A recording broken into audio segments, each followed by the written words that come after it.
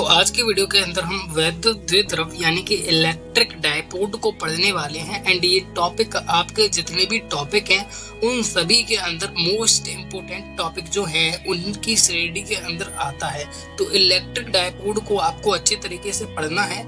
And इसके दो part अभी और होते हैं इलेक्ट्रिक डायपोड के, जो कि अच्च की स्थिति और निरच्च की स्थिति में इसका हमें समीकरण ज्ञात करना होता है। आई नो पहली बार जब इस वर्ड को सुन रहे होंगे तो आपको भी थोड़ा सा अजीब लग रहा होगा, बट जब आप इसको पढ़ लोगे तो काफी इजी लगने लगेगा। ठीक है, तो वो अच्च और निरच्च वाला जो कॉन्सेप्ट है उसको हम नेक्स्ट वीडियो के अंदर हम पढ़ेंगे। आज हम वैद्युत द्विध्रुव को यानी कि इलेक्ट्रिक डायपोड को ही पढ़ने वाले हैं। तो सबसे पहले इसकी परिभाषा जानते हैं कि वैद्युत द्विध्रुव होता क्या है। दो विपरीत परंतु एक समान परिमाण के आवेश एक दूसरे से अल्प दूरी यानी कि 2a पर रखे होते हैं तो एक विद्युत द्विध्रुव की रचना करते हैं। अब इसको थोड़ा सा हम अच्छे तरीके से पढ़ेंगे तब हमारी समझ में आएगा। ठीक है, देखिए यहाँ पर थोड़ा सा रब का यूज करेंगे हम।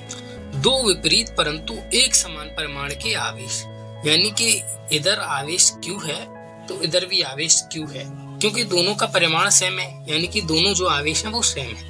परिमाण का मतलब होता है वैल्यू, जो कि मैं पहले भी आपको बता चुका हूँ। तो दोनों का परिमाण समान है, लेकिन वो दोनों एक दूसरे के विपरीत हैं। यानी कि ये अगर पॉजिटिव आवेश है तो ये नेगेटिव है। आवेश दो तरीके के होते हैं, प्लस और माइनस।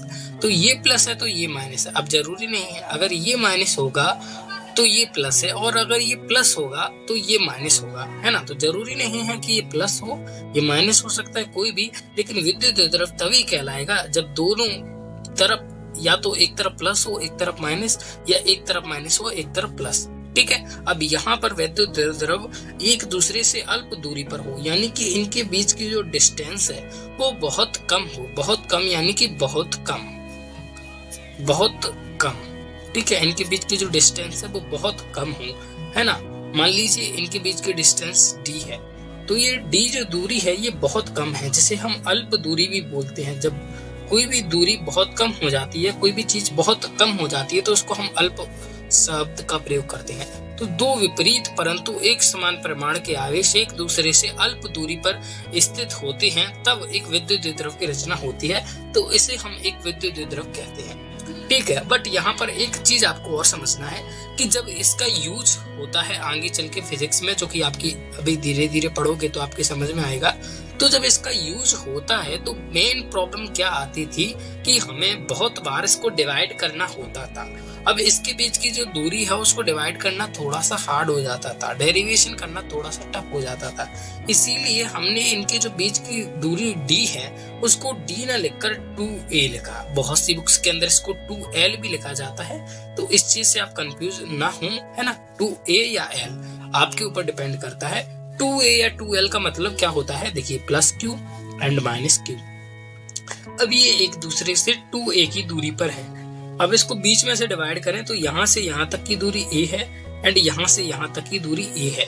तो अब ऐसा किया क्यों? क्योंकि इसको हम सुविधापूर्ण ले, इस पूरे को हम चाहते तो a मान लेते या पूरे को चाहते तो l मान लेते, लेकिन हमने इसको 2a या फिर 2l माना। इससे क्या होगा, कभी कभी इसको डिवाइड करना होगा तो हम एक साइड के एरिया को a और दूसरे साइड के एरिया को a मान लेंगे। और इसका अच्छे तरीके से यूज आपकी तब समझ में आएगा जब हम आगे और भी पढ़ेंगे, ठीक है, फिजिक्स को, हमारे इसी चैप्टर को। तो दो विपरीत परंतु एक समान परिमाण के आवेश एक दूसरे से अल्प दूरी पर रखे होते हैं तब एक विद्युत द्विध्रुव की रचना करते हैं। उदाहरण के लिए N2H2 इत्यादि। अभी ये N2H2 इत्यादि केमिस्ट्री के पार्ट हैं, तो उसको समझने के लिए थोड़ी बहुत आपको केमिस्ट्री आनी चाहिए। अपने N2 या फिर H2 की बात करें, H2 यानी कि हाइड्रोजन गैस होती है। ठीक है, अब हाइड्रोजन इसमें हाइड्रोजन के साथ ही बॉन्ड से जुड़ा होता है। ठीक है, हाइड्रोजन हाइड्रोजन के साथ बॉन्ड से जुड़ा होता है। इसमें एक पर पार्शियल पॉजिटिव होता है तो दूसरे पर पार्शियल नेगेटिव, है ना, या पॉजिटिव नेगेटिव, है ना। ये एक दूसरे से बहुत कम दूरी से जुड़े होते हैं, यानी कि प्रबल बॉन्ड से जुड़े होते हैं। तो अब देखिए इनकी जो प्रकृति है, अगर दोनों प्लस प्लस होते तो ये कभी नहीं जुड़ते। आप सभी को पता होगा जब आवेश समान होते हैं, चाहे कितना भी आवेश हो, जब वो समान होगा तो प्रतिकर्षित करेगा। तो ये एक दूसरे से चिपके हुए हैं, किससे, विपरीत प्रकृति के आवेश हैं इसीलिए, और इनके बीच की दूरी बहुत कम है। तो मैं इसको बोल सकता हूँ कि ये एक वैद्युत द्विद्रव है ना। तो इसी की तरह N2H2 ये क्या है, कुछ वैध द्विद्रव होते हैं जिनका एग्जांपल मैंने आपको दिया। एंड यहाँ पर मैंने एक संरचना भी बनाई है इसकी, देखो प्लस Q आवेश माइनस Q आवेश एक दूसरे से 2a की दूरी पर स्थित है। इस 2a को कभी कभी d से भी डिनोट कर देते हैं, या फिर आपकी जो बुक में दिया है आप उसको फॉलो कर ले, आपके लिए बेहतर होगा। A और A यानी कि यहाँ से यहाँ तक का A और यहाँ से लेकर यहाँ तक का A, इस पॉइंट को आप O कह सकते हो जो कि इनको डिवाइड करता है। तो QAB, ठीक है, A से लेकर O तक का जो डिस्टेंस है वो A है, इसको कैपिटल A मान लो और इसको कैपिटल B मान लो। तो कैपिटल A से O तक का डिस्टेंस A और O से कैपिटल B तक का डिस्टेंस A है, ठीक है। तो कुल मिलाकर A से लेकर B तक का डिस्टेंस हो गया 2a, ठीक है। यहाँ पर प्लस Q आवेश, यहाँ पर माइनस Q आवेश। अब बच्चे यहाँ पर कंफ्यूज हो रहे होंगे, देखो भाई जब आप इसका यूज करोगे, प्रयोग करोगे तो आपकी सब समझ में आ जाएगा। ऐसा क्यों मानते हैं हम, कैसे क्या होता है, क्योंकि बहुत सारे बच्चे होते हैं जो कि बहुत ज्यादा कमजोर होते हैं, ठीक है। आगे हम और भी पढ़ेंगे वैद्युत द्विद्रव आगुण को। देखिए वैद्युत द्विद्रव आगुण होता क्या है, इसको हमें समझना होगा। वैद्युत द्विद्रव आगुण जस्ट एक सिंपल सी चीज होती है। देखो हमने अभी तक क्या पढ़ा है, हमने अभी तक वैद्युत द्विद्रव को पढ़ा है। वैद्युत द्विद्रव क्या होता है, प्लस Q आवेश माइनस Q आवेश एक दूसरे से 2a की दूरी पर है या फिर अल्प दूरी पर है। इसको मैं कभी कभी d भी मान लेते हैं आवश्यकता अनुसार, मैंने आपसे बोला था, ठीक है। अब इनमें से कोई भी एक आवेश सिलेक्ट कर लो, Q आवेश, मैंने इन दोनों में से कोई भी एक आवेश सिलेक्ट कर लो Q, और उसकी जो दूरी है उससे मल्टीप्लाई कर दो, ठीक है। दूरी से क्या है, मल्टीप्लाई कर दो। तो अब जो हमारे पास मिलेगा वो हमारा क्या होगा, उसका नाम रखा गया है वैद्युत द्विद्रव आगुण। इसकी भी हमें आगे आवश्यकता होती है, और हो सकता है फिजिक्स में कभी आप इसका इस्तेमाल ना देखो, लेकिन इन फ्यूचर अगर आप साइंस वगैरह में इंटरेस्टेड होते हो या ऐसा कुछ करते हो तो आपको इनका यूज समझ में आएगा, राइट। सो अभी यहाँ तक हमने समझ लिया कि Q इंटू D हमारा क्या होता है, वैद्युत द्विद्रव आगुण।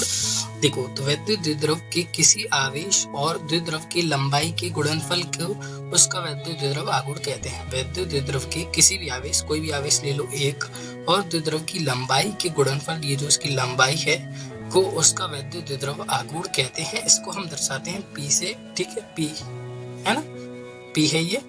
तो P इज इक्वल टू क्या होगा, उसके में से कोई भी एक आवेश ले लो आप, इनटू उनके बीच की दूरी क्या होती है 2a, या फिर बहुत सी बुक्स में 2l भी देते हैं, तो 2a भी लिख सकते हैं 2al।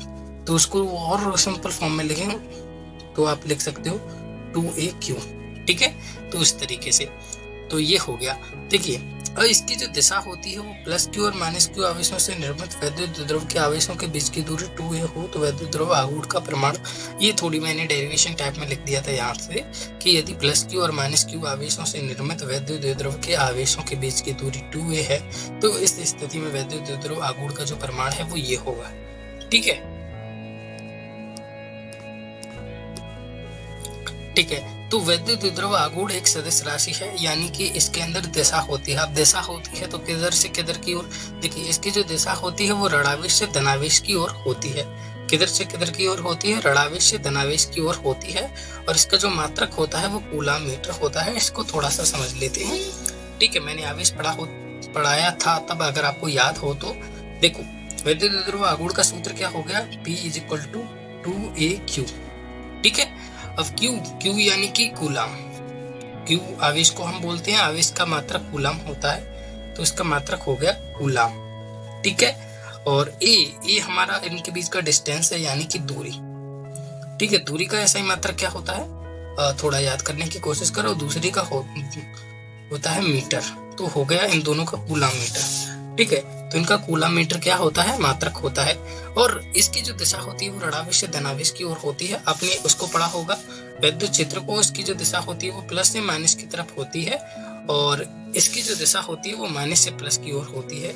यानी कि वैद्युत द्विद्रव में देखा जाए तो कुछ इस तरीके से होती है, माइनस से प्लस की ओर, इधर की ओर इसकी दिशा होती है। अदरवाइज अगर आपका इसका आगे यूज होगा तो आपकी समझ में आएगा, इसको और डिटेल में पढ़ने का मौका मिलेगा। अदरवाइज आगे चल के इन फ्यूचर आपको इसका यूज समझ में आ सकता है। तो आप इस चीज को मत क्रिएट करना कि इसका यूज क्या है। बहुत सी ऐसी चीजें हैं जो कि अभी आपकी समझ में ना आए, लेकिन इन फ्यूचर आपके बहुत ज्यादा काम में आएंगी, ठीक है। और इसका जो विमेय सूत्र होता है वो होता है LTA, ठीक है, LTA। इसको भी थोड़ा सा एक्सप्लेन कर देता हूँ मैं।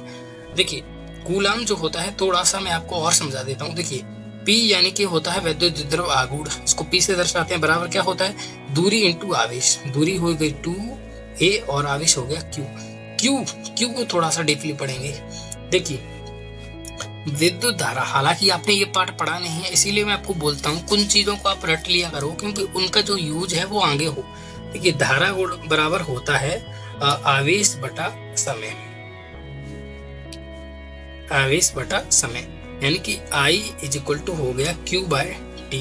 T4 होता है टाइम समय, आवेश यानी कि Q चार्ज है ना, और धारा यानी कि I।